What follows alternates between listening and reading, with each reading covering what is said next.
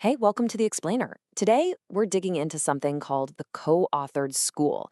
It's this really powerful way of thinking about school improvement that all boils down to one thing: the story a school tells. And maybe even more importantly, who gets to write that story.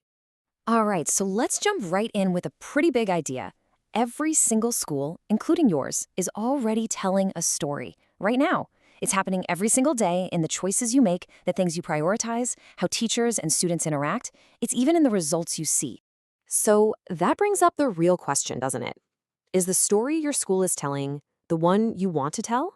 Is it something you've built on purpose? And is it a story that everyone, we're talking students, teachers, staff, families, actually had a hand in writing? Or is it just kind of happening by default? Okay, so first things first, let's talk about the power of narrative. We're going to look at why having a shared story isn't just a nice, fluffy idea. It's actually a powerful, research-backed way to make real change happen. You see, a shared vision, when you think of it as a story, it becomes the actual blueprint for your school. And I'm not talking about some catchy slogan you stick on a poster. No, this is a living story that shapes decisions, that helps make sense of all the chaotic, complex stuff that happens in a school every day. It gives everyone that deep down sense of why we're all here, which, is what really gets people motivated. And this quote from the education expert Michael Fullen, it just nails it. He says meaningful change requires shared purpose and moral commitment. And that's exactly what a co-authored story gives you. It's the glue, that shared purpose that brings everyone together with the energy you need to make improvements that actually stick. Just look at the difference here. It's night and day. On one side, you've got a school without a shared story. It's all fragmented. You've got initiative overload, where everyone's just drowning in new things to do, and it all feels like this massive individual burden. But then, you look at the other side, a school with a shared story. Suddenly, you've got coherence. You have aligned action. Everyone feels that shared responsibility. It's a completely different way of operating. Okay, so if we agree that the story is the blueprint, that brings us to the next really crucial question. Who gets to write it? This brings us to our second part, co-authoring our story. The short answer? Everyone. I mean, everyone. For a school story to be truly powerful and fair, it has to be co-authored. It needs to reflect the voices of the entire community, not just admins and teachers, but also the classified staff, the custodians, the bus drivers, the folks in the cafeteria who are so essential. And of course, students and their families have to be at the table. And here's the really critical part. You have to intentionally seek out and lift up the voices of people who have historically been left out of these conversations. And this whole process, it's not just about making everyone feel warm and fuzzy. There's real science to this. Research from people like Albert Bandura shows that when you do this, you build something incredibly powerful. It's called collective efficacy. So what on earth is collective efficacy? Well, to put it simply, it's this shared belief in the group's power to get things done. It's that feeling of, hey, we can actually do this together. It's a huge shift from an I mindset to a we mindset.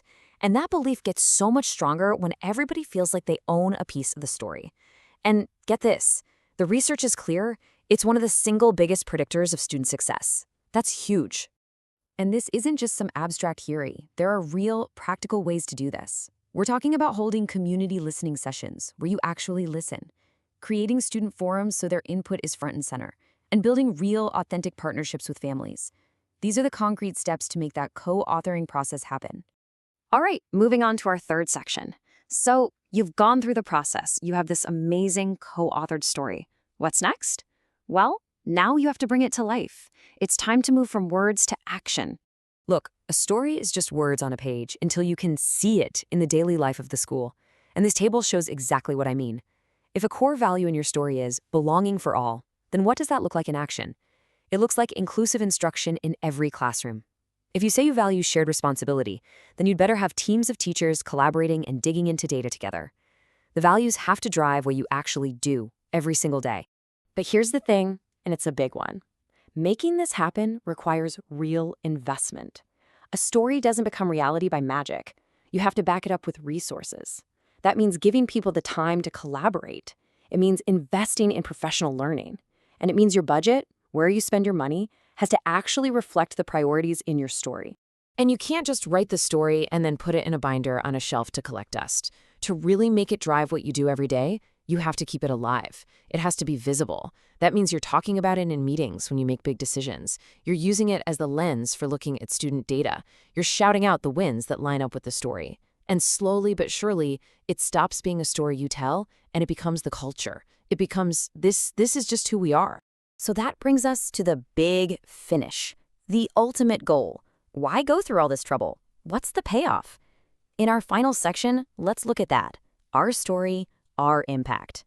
Well, first, when an entire school community can honestly say, this is our story, something huge happens. You see this fundamental shift in people's mindset.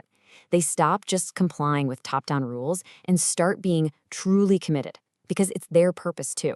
And then you see the work itself change. Instead of being this random collection of disconnected programs, initiative fatigue, it all starts to make sense. It becomes a focused, coherent effort where every single thing you do is pulling in the same direction. And here's the most important part. That shared story, it stops being just a nice idea, an aspiration for the future. It becomes a real, tangible force that has a measurable impact on making things better and more equitable for every single student in that building. And all of this leaves us with one last, really powerful question to think about for our own schools. See, the goal isn't just to figure out what the story is. The goal is to create it on purpose with everyone at the table.